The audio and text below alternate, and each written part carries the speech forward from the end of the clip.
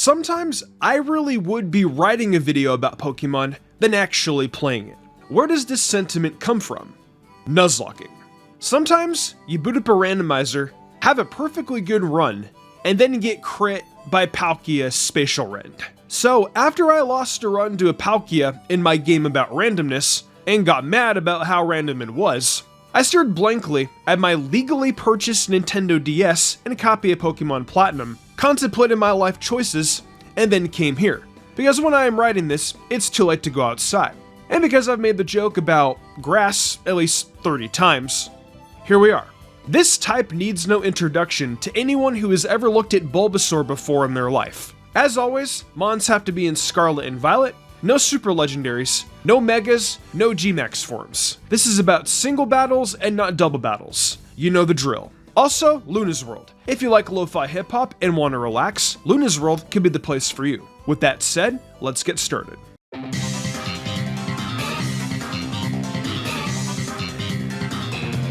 My favorite thing about Amoonguss is that if sleep moves didn't get banned from competitive singles, it would be higher on this list. Sometimes I don't know if it's better than Chestnut, or if I'm just telling myself that. But then again, you can't go wrong with a bulky regenerator set with Foul Play, Sludge Bomb, Giga Drain, and Toxic. It's basically up to the same thing it always did, where its goal was to slow the opponent down and be a nuisance. It just does it worse now. Some people have even started running Stun Spore despite the 75% accuracy. Getting a crucial paralysis off can be a difference maker between winning and losing a game, and some people just want to take that gamble. All in all, Amoonguss is still Amoonguss, and so of course, it's going to be on the list of the best grass types. Recommended Terra, Water, Fairy, Steel, and Ghost are all solid.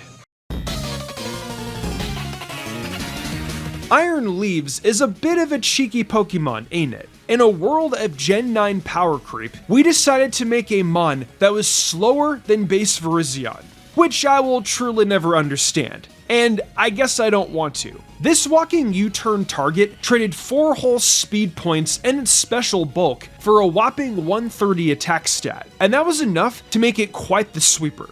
All it took was one Swords Dance, and the RU tier found itself smashed to the point where Bob the Builder and Fix-It Felix Jr. couldn't even fix it. And so Smogon did, just by banning it from the tier. That was a smarter and less expensive decision than trying to hire those other guys. Swords Dance, 3 attacks, and your choice of Terra Fire, Electric, or Psychic is all you really ever need in order to win games with this freak of nature. Just make sure to charge it with the booster energy first.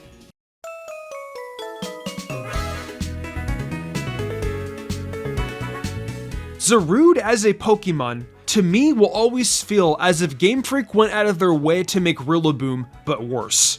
Grass Primate that hits incredibly hard and was introduced in the game generation as the other Grass Primate that hits incredibly hard.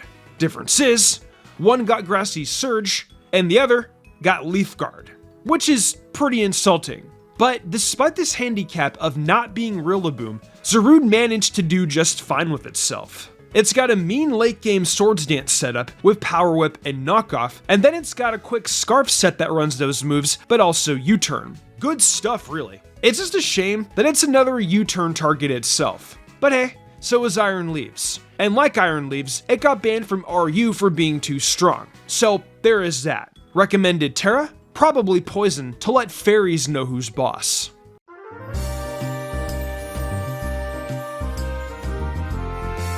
I don't know if Sinistcha deserves to be higher than 7. Don't get me wrong, it's strong and it's annoying. I know that every time I have to see this dense, irritating beast of burden, I roll my eyes.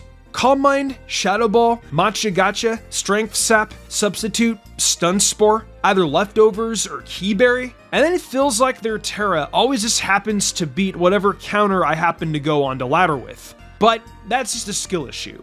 Either way, the incredibly annoying arsenal it has access to has kept it at a decent spot in UU last I checked, and I'd go so far as to say it's pretty good.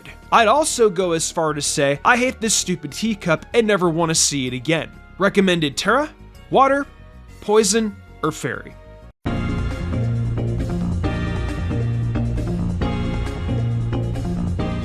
Hydrapple is, well, Hydrapple. It definitely pops up, and it's like, kinda common? I haven't played UU in a while, and my knowledge of the metagame extends to Indeedee and Hawlucha both being in the tier, which means I have exactly one team I like building. But hey, when I run into Hydrapple, it gives me a decent bit of trouble. Regenerator gives it a lot of sustain, and heaven forbid I let it get off a nasty plot.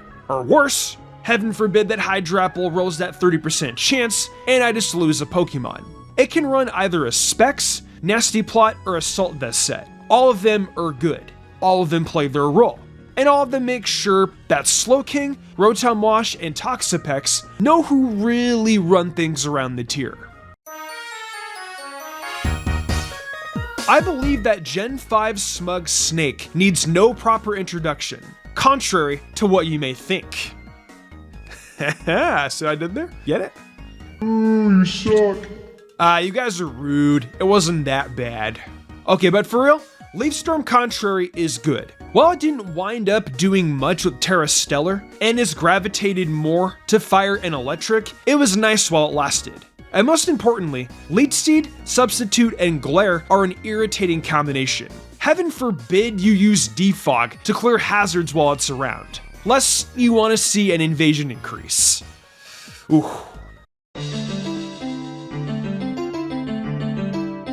I went and started writing a grass video, not realizing that it leads me back to the cat. Well, we did this last video. So to summarize, fast, strong, has excellent utility and U-turn for pivoting. It can make use of a lot of items incredibly well. And then it's like a really cute cat. But I can't just put nothing here. So I can quickly try to sell you on Pokemon Horizons. That has Sprigatito in it, and it's pretty good. Go watch it. You ever wake up and ask yourself what life would be like without choice-banded Rillaboom Woodhammer? What would we do without choice-banded Rillaboom Woodhammer? Yeah, Grassy Glide, U-Turn, Drain Punch, and Knockoff are all great, with the Glide being that real bread and butter. But I have talked so much about all of those that I don't know if I got it in me to explain what you already know. However, I don't think Woodhammer gets enough love. So, sleep well knowing that Terra Grass Banded Rilla Woodhammer 2-hit KOs max physical defensive Goldengo. Resists can only go so far. Ape strong together. I'm not gonna give each and every Ogerpon a segment because I care for my sanity. So we're gonna compress 4 ogres into one slot. Teal Mask doesn't get a dual typing, but it can use other items, thus making it the most versatile. Stone Mask can live any one hit via Sturdy, letting it get up hazards or just go Oonga Boonga. Wellspring basically tells every bulky water in existence that they are not safe, and Scald is not real thanks to Water Absorb. And then the strongest one, Herflame, abuses the lethal offensive combination of grass and fire to slam into any and everything that moves. Not even Heatran can switch in because Mold Breaker turns off Flash Fire. This is a part of why Hearthflame got outright banned. The best way to play these guys is to use their base 110 speed, 120 attack, and the fact that the ones with masks get a 20% boost to their attack stat on top of that to just whack things as hard as humanly possible. You're Tinkaton, but better in every way, and with an actually effective method to deal with Corviknight. Shaymin Sky is what we in the business like to call cheap.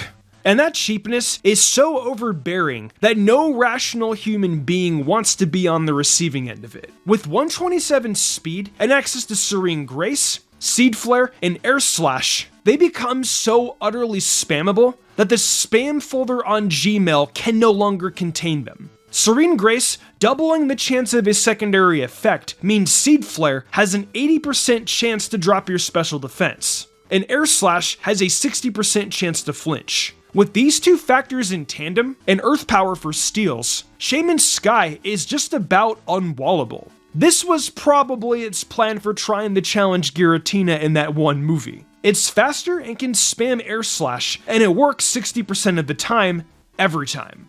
I'd say it's a pretty solid strategy, although I would not put it in on an ice shard. That's probably not a good idea. And now that I managed to vent my opinions out into the internet, I can go to bed and not do Nuzlocke for another few days until I get bored and want to try it all again. That's the Nuzlocke experience, unless you're really into it, in which case you're grinding those runs like crazy. But I'll leave that dedication to the real gamers. Let me know what type you want me to go through next in the comment section below. The typing with the most upvotes will be the one that I decide on next.